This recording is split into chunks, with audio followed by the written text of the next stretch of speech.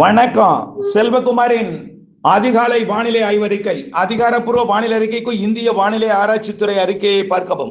2026 April 18 சனிக்கிழமை அதிகாலை நிலவர வானிலை பதிவு. வானிலை அமைப்பு. தொடர்ந்து உயரழுத்தம் நீடிக்க தென்கிழக்கு திசை காற்று தென் மாவட்டங்களையும் டெல்டா மாவட்டங்களையும் லேசாக நுழைகிறது. இதன் காரணமாக அதிகாலையில குளிர்ந்த சீதோஷ நிலையும், காலையில ஒரு 11 மணி வரைக்கும் டெல்டா மாவட்டங்கள் தென்கடலோரத்துல மேகமூட்ட வானிலையும் காணப்படுகிறது. தினசரி காணப்படுது, கடந்த ஒரு வாரமாவே காணப்படுது. இலங்கையில இடிமழை பொழிவையே கொடுக்குது. தமிழ்நாட்டை பொறுத்த வரைக்கும் இலங்கையை ஒட்டிய கடலோர பகுதி, அதாவது பாக்ஜலசந்தி மன்னார் வளைகுடாவை ஒட்டிய பகுதிகளில் மேகமூட்டம் காணப்படுகிறது. அதிகாலை காலை நேரங்கள்ல 11 மணி வரைக்கும் கூட, சில இடங்கள்ல 12 மணி வரைக்கும் கூட இந்த மேகமூட்டம் காணப்படுது. அப்படியே மந்தமான வெயிலாகவும் இருக்கு. ஆனா வடகடலோரம் மற்றும் டெல்டாவின் வடக்கு பகுதி தொடங்கி வட உள்பகுதியில கிழக்கு காற்று உயரழுத்த காற்று நுழைகிறது.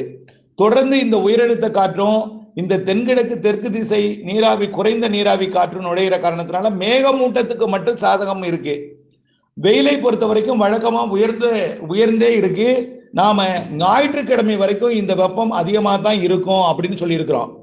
இப்போ நேற்றைக்கு முன்தினம் பார்த்தீங்கன்னா 41 டிகிரி, தொடர்ந்து இப்போ வயல பார்த்தீங்கன்னா 41 டிகிரி தான் அதிகபட்சமா பதிவாகிட்டு இருக்கு. 41.2, 41, 41.5 கூட நம்ம போகல. 41 என்பது 106 டிகிரி ஃபாரன்ஹீட், 40 என்பது 104. நம்ம 104 இருக்கும், எப்பயாவது 106 போகணும், 105, 106 போகணும்.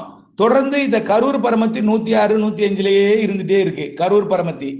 இன்னும் பல இடங்கள்ல இதை ஒட்டி அந்த திருப்பூர் மாவட்டத்தோட இந்த கரூரை ஒட்டிய பகுதி, அதே போல திண்டுக்கல் மாவட்டம் கரூரை ஒட்டிய பகுதி, ஈரோடு மாவட்டம் இந்த கரூரை ஒட்டிய பகுதி, நாமக்கல் மாவட்டம் கரூரை ஒட்டிய பகுதியில இந்த 105, 106 டிகிரி ஃபாரன்ஹீட் என்பது தொடர்ந்து நிலவிட்டே இருக்கு. மேற்கு மாவட்டங்கள்ல கோயம்புத்தூர்ல தொடர்ந்து 100 டிகிரி ஃபாரன்ஹீட்டா இருந்துகிட்டே இருக்கு. 100 டிகிரி என்பது 38 டிகிரி செல்சியஸ்.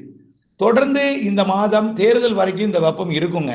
100 டிகிரி இருக்காது, 1 டிகிரி குறைஞ்சு 37 குறையும், 98 ஆகும். ஆனா பொள்ளாச்சி, திருப்பூர் இந்த மாவட்டங்கள்லாம் மாலை இரவு இடிமழை பிடிப்பு வரப்போகுது, வரக்கூடிய 22ஆம் தேதியிலிருந்து. ஆனா பரவலா எல்லாருக்கும் பெய்யாது, நல்லா புரிஞ்சுக்கங்க, எல்லோருக்கும் பெய்யாது. முதல்ல தென் மாவட்டங்களின் கடலோர பகுதி தென்கிழக்கு தெற்கு திசை காற்று உள்ளே நுழைய போகுது. இந்த நுழைஞ்சு உயரழுத்தம் கொஞ்சம் விலக போகுது. உயரழுத்தம் இருந்தால்தான் மேகமூட்டம் இல்லாத வானிலையை கொடுக்கும் உயரழுத்தம். இப்ப தெற்கு தென்கிழக்கு திசை காற்று நுழையிறதுனால என்ன ஆகும்னா மேகமூட்டத்தை கொடுக்கும். சுட்டரிக்கும் வெயில் இல்லாம ஊமை வெயிலா புழுக்கும், வேர்வை கொட்டும். இப்ப அப்படிதான் சில இடங்கள்ல இருக்கு. வெயில் கூட சுடல பெருசா, ஆனா கொட்டுது வேர்வை. உண்மைதானே? வேர்வை கொட்டுது. இந்த நிலை தொடரும். வியர்வை அதிகமா தான் வரும். காரணம் என்னன்னா, தரைப்பகுதிகளில் குறைந்த அழுத்தம் நிலவுகிறது. இந்த குறைந்த அழுத்தம் என்பது கோடை மழைக்கு சாதகங்க. மே மாத மழைக்கும் ஏப்ரல் மாத இறுதி வார மழைக்கு சாதகம். நல்லா புரிஞ்சுங்க. மழைக்கு சாதகம்னா ஏதோ கொட்டிட போகுது, குளத்தை நிரப்ப போகுதுன்னு நினைச்சு ஏதாவது விவசாய பணிகளை மழையை எதிர்பார்த்து எந்த பணியும் பண்ணிடாதீங்க.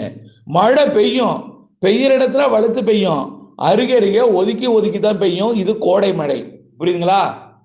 வரக்கூடிய 22ஆம் தேதி தென்கடலோரம் தென் மாவட்டங்களின் உள்பகுதி, தென் மாவட்ட மேற்கு தொடர்ச்சி மலையில ஆங்காங்கே 22, 23ஆம் தேதி டெல்டா மாவட்டங்களுக்குள்ளேயும் 23ஆம் தேதி பெரிய அளவிலே பாதிக்கும் மழை அல்ல. புழுக்கத்திற்கு பிறகு, வியர்வைக்கு பிறகு மாலை இரவு இடிமழை பொழிவு டெல்டா மாவட்டங்கள் தென் மாவட்டங்கள்ல 22, 23 தேதிகள்ல ஆங்காங்கே தொடங்கும். ரொம்ப குறைந்த பரப்பு தான் தொடக்கம். ஆனா தேர்தல் முடிந்த பிறகு 24, 25 தேதிகளில் இன்னும் கொஞ்சம் பரப்பில் கூடும். டெல்டா தென் மாவட்டங்கள், தென் மாவட்ட மேற்கு தொடர்ச்சி மலை, மேற்கு மாவட்டங்கள் நீலகிரி முதல் கன்னியாகுமரி வரைக்கும் உள்ள மேற்கு தொடர்ச்சி மலை பகுதிகள், இதெல்லாம் 24, 25 தேர்தலுக்கு பிறகு கொஞ்சம் இடிமழை பொழிவு பரப்பு கூடும்.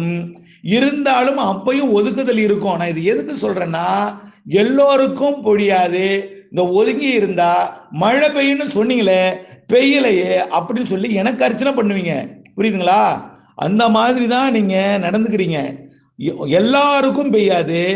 நீங்க வானிலையோட உண்மைத்தன்மையை உணர வேண்டும் என்றால் நீங்க என்ன செய்யணும்? மழை எங்கேயாவது ஆங்காங்கே பெய்யும்னு சொன்னாரு, ஆங்காங்கே பெஞ்சுதா அப்படின்னு தான் பார்க்கணும். நேற்றைக்கு கூட உடுமலைப்பேட்டையில பொள்ளாச்சியில நேற்று முன்தினம் பெய்தது. ஆனா நேற்றைக்கு பரவலா பெய்யாது, பெய்யும்னு நினைச்சிட்டு இருக்காதீங்க.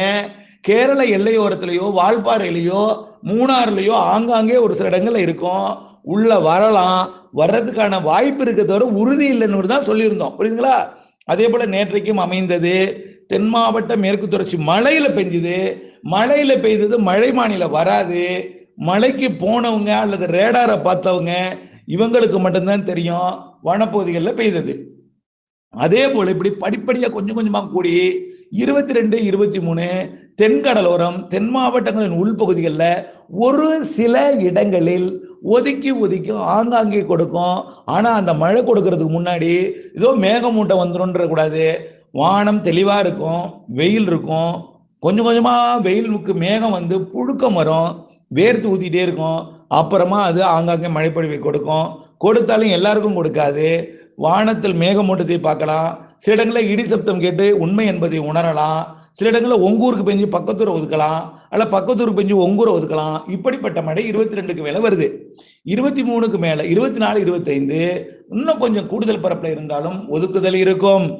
26க்கு மேல நல்ல மழைப்பொழிவு கேரள எல்லையோர மாவட்டங்கள், கர்நாடக எல்லையோர மாவட்டங்கள், மேற்கு மாவட்டங்கள், தென் மாவட்டங்கள், டெல்டா மாவட்டங்கள், டெல்டாவிலையும் தெற்கு டெல்டா உறுதியாக தென் கடலோர டெல்டா, தெற்கு கடலோர டெல்டா, அதாவது வேதாரண்யம் அதிராமப்பட்டினம் இடைப்பட்ட பகுதி, புதுக்கோட்டை மாவட்ட கடலோர பகுதி, ராமநாதபுரம் இந்த பகுதியெல்லாம் தேர்தலுக்கு பிறகு நல்ல மழை இருக்கு.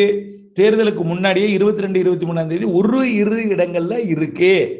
மாத இறுதி நாட்கள்ல இந்த சென்னை கடலோரம் திருவள்ளூர் கடலோரம் ஒதுக்கிட்டு உள்ளே ராணிப்பேட்டைக்கு மேற்கே, காஞ்சிபுரத்திற்கு மேற்கே, செங்கல்பட்டுக்கு தெற்கே இந்த மாவட்டங்கள் ஆங்காங்கே மாத இறுதி நாள்ல இருக்கு. சென்னைக்கும் திருவள்ளூருக்கும் கடலோர பகுதிகளுக்கு இந்த மாத இறுதி நாட்கள்ல வருவதற்கு வாய்ப்பு பிரகாசமா இருக்கு. இந்த மாத மழை வானிலை இப்படி இருக்கும்னா வெயில் கொஞ்சம் கொஞ்சமா குறையும். ஆனா இப்ப உதாரணத்துக்கு நாகப்பட்டினம் மாவட்ட வெப்பம் எவ்வளவு தெரியுமா? 34 டிகிரி செல்சியஸ் தான் இருக்கு. 34, சில நேரத்துல எங்காவது ஒரு இடத்துல 35 இருக்கு. மன்னார்குடி 36, 37 தான் இருக்கு. ஆனா 37 என்பது 98.6 டிகிரி ஃபாரன்ஹீட். 100 தொடல. ஆனா 100 இருப்பதாக உணர்கிறார்கள். தெரியுதுங்களா? ஏன்னா இந்த புழுக்கமும் வியர்வை தான், இந்த குறைந்த அழுத்தம் தான், இந்த காற்றில் இருக்கக்கூடிய ஆக்சிஜன் வெப்பத்தால் லேசாகி மேலெழுந்து போற காரணத்தினால ஈரப்பதமும் வெப்பமும் மாறி மாறி அமையறதுனால, அதாவது அதிகாலை நேரத்துல குளிர்ந்த சீதோட்டில இருக்கு, அப்புறம் வேர்க்குது, மேகமூட்டமா இருக்கு, அப்புறம் திடீர்னு ஒரு 1/4 மணி நேரம் பளீர்னு வெயில் அடிச்சு சுடுது. இந்த மாறி மாறி இருக்கக்கூடிய வானிலை நம்ம உடல் ஏற்றுக்கொள்வதில்லை. புரியுதுங்களா? அசௌகரியம் ஏற்படுகிறது. தொடர்ந்து வெயில் அடிச்சா கூட தாங்கிடுவான். இரவுல குளிரா இருக்கு, உயரழுத்தம் குளிரை கொடுக்குது, அப்புறம் மேகமூட்டத்தை கொடுக்குது, அப்புறம் ஜில்லுன்னு காத்துலயே அடிக்குது. மாலை நேரத்துல திடீர்னு கொளுத்தும் போது என்ன ஆகுது? நம்ம உடம்பு அதிகமாக அடிக்கக்கூடிய அந்த 97, 98 டிகிரி ஃபாரன்ஹீட் வெப்பத்தை கூட உடல் அதிகமாக உணர்கிறது. உணர்வு வெப்பம் அதிகமா இருக்கு என்பதை நீங்கள் புரிந்து கொள்ள வேண்டும். ஆக சுருக்கமா சொல்லப்போனா உணர்வு வெப்பம் கடலோரம் அதிகமா இருக்கு, உள்ளே வெப்பம் அதிகமா தான் இருக்கு. 105, 106 டிகிரி இருக்கு மேற்கே. 104 எதிர்பார்த்தோம், 105 எப்பயாவது தான் எதிர்பார்த்தோம். ஆனா 106 தொடர்ந்து கரூர் பருமத்துல இருந்துட்டு இருக்கு. இனிமேல் வரக்கூடிய இந்த மாத இறுதியில ஆந்திர பகுதி, தெலுங்கானா பகுதி உயரும் பொழுது வேலூர் திருத்தணி உயரும். இந்த மாத இறுதியில மழை பெய்யும் பொழுது வேலூர் திருத்தணி வெப்பம் கூடுதலா இருக்கும். எல்லா மாவட்டமும் வெப்பம் கொஞ்சம் கூடுதலாக இருந்தாலும் 100 டிகிரி 105 அந்த 100 டிகிரியை ஒட்டி வெப்பம் இந்த மாத இறுதியில மழை பெய்யக்கூடிய நாள்ல கூட 100 டிகிரியை ஒட்டி உள்ளே இருக்கும். கடலோர வெப்பம் குறைஞ்சிரும். மழை பெஞ்சிட்டாலே அடுத்த நாள் வெப்பம் குறைஞ்சிரும். ஆனா புழுக்கம் வியர்வை இருந்துட்டே இருக்கும். புரியுதுங்களா? மே மாசம் மழையும் இருக்கு, வெயிலும் இருக்கு. வெயிலை பொறுத்த வரைக்கும் உணரும் வெப்பம், புழுக்கம், வியர்வை தான் அதிகமா இருக்கும். மே மாதத்துல இடிமழை இருக்கு.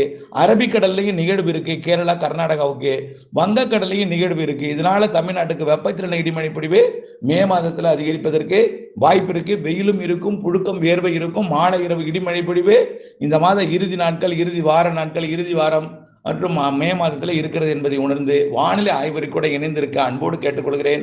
நல்லா ஒரே வார்த்தை சொல்லுங்க, ஒதுக்கி ஒதுக்கி ஆங்காங்கே ஆங்காங்கே. இந்த வார்த்தை ரொம்ப ரொம்ப முக்கியம். இணைந்தே இருங்கள் அப்டேட். நன்றி.